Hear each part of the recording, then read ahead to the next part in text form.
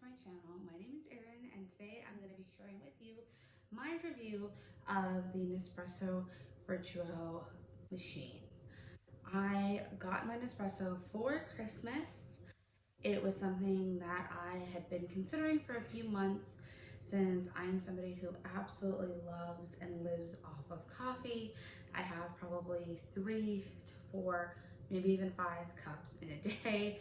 And I was spending way too much money on Starbucks, on specialty coffee, at coffee shops, and I really wanted the capability to make really good, high quality, cafe level coffee drinks at home.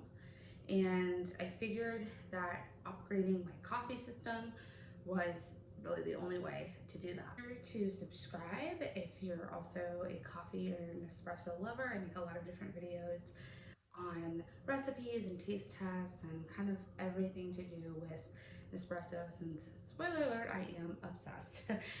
And make sure to hit the thumbs up if you like this video and want to see more like them. As I was saying, I had been considering getting a better coffee machine than what I had before.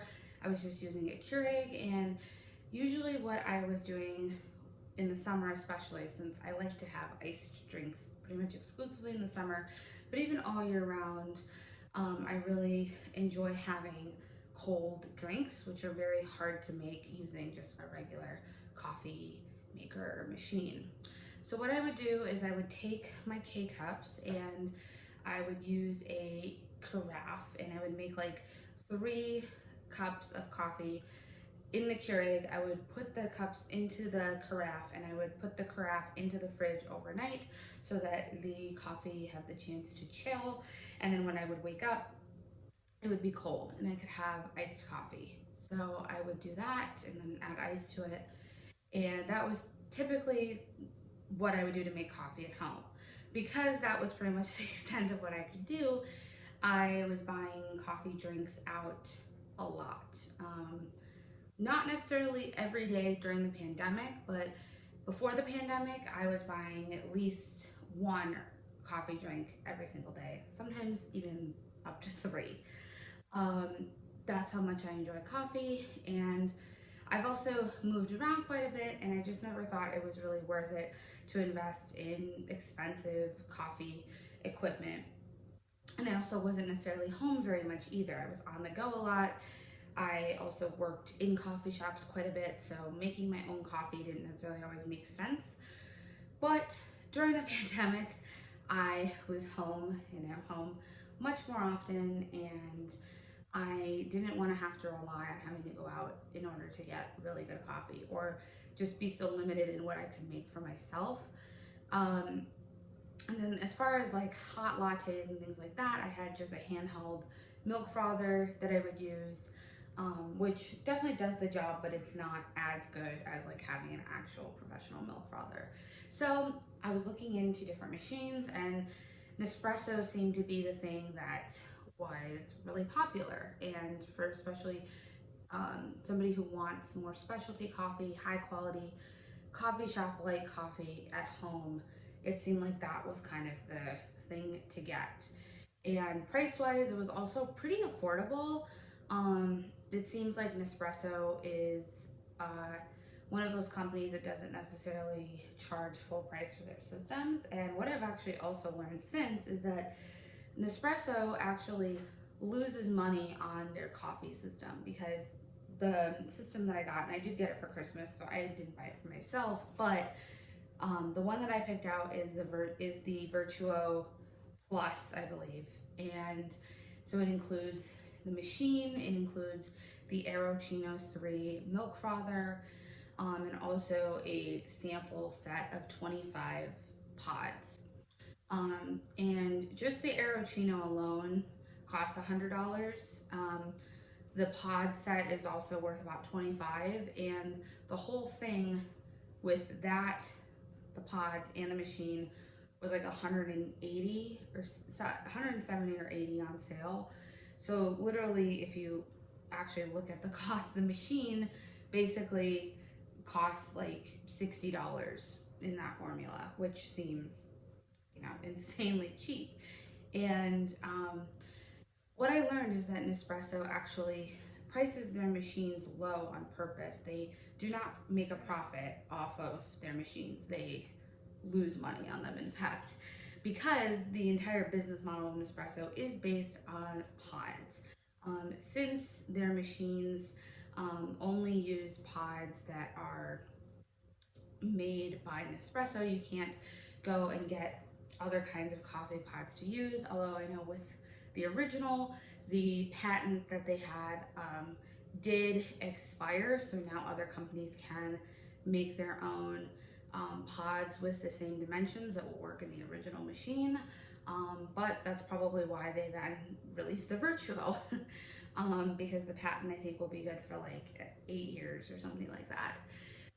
And Keurig, on the other hand, makes money on their machine, since they're really similarly priced, because they don't make any money on pods. I mean, you can buy Keurig branded pods, but if you've ever been to a grocery store or retailer, you know that there's literally hundreds, if not thousands, of different brands and manufacturers of Keurig pods that you can buy. So they don't have an exclusivity factor that will incentivize you to purchase Keurig pods over other competitors. Versus Nespresso, you can only purchase Nespresso pods for the Vertuo. So they make all of their money off of selling pods. And of course, the only way you can use your machine is to buy pods. So every month you might spend $50, let's say, on pods, and then you're spending that $50 every month for the life of your machine, which is in the long run going to make them a lot more money than just the profit that they would make off of selling the machine. My understanding is that gaming systems have a similar kind of business model, like Xbox or PlayStation, where they lose money on the actual machine, but they make their money through the games that you buy, since you have to buy games in order to use the system, right? And you're gonna probably spend more money on games over time than you would on the system. So anyway, when I started using it, I instantly fell in love.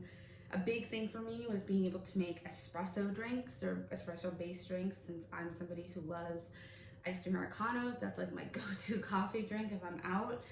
I also love iced lattes, and even hot drinks. I love a hot latte, I love a cappuccino.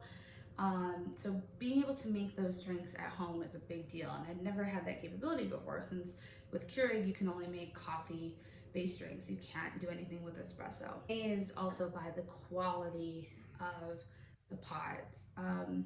I was a little bit scared having such a limited range in pods, since I believe the Vertuo machines have something like 40 different pods available, and I thought maybe I would get bored, or there just wouldn't be enough variety to really keep me interested. But I have found that that's not really the case. I was surprised at really the amount and variety that they have in their range. I mean, there really is something for every taste. They have tons of different coffees, they have tons of espresso, they have things that are very mild, they have things that are very dark, they have medium roast in the middle, they have things that are more sweet and biscuity, they have coffees with aromas that are more nutty, they have things that are a little bit more on the bitter end, they have things that are fruity, I mean, things that are grassy, even, just all over the map. Recently releasing new coffees. They do limited edition runs all the time. They're constantly coming out with new flavors. So there's also a novelty factor in that there is always something to look forward to and a new thing to try. I was really impressed instantly and just really stopped buying coffee at all from other places. And I was amazed at the quality of the product. I mean, any drink I would make, I felt like was perfectly comparable to what I would get at a coffee shop. It was that good. And I didn't really think that was possible to recreate at home, but the Nespresso definitely made that possible. And also having the Aerochino milk frother, I think, makes a really big difference, since This just really does the job. It froths milk hot or cold, so you can use this really for any drink. And it works so fast, and it just foams your milk so perfectly.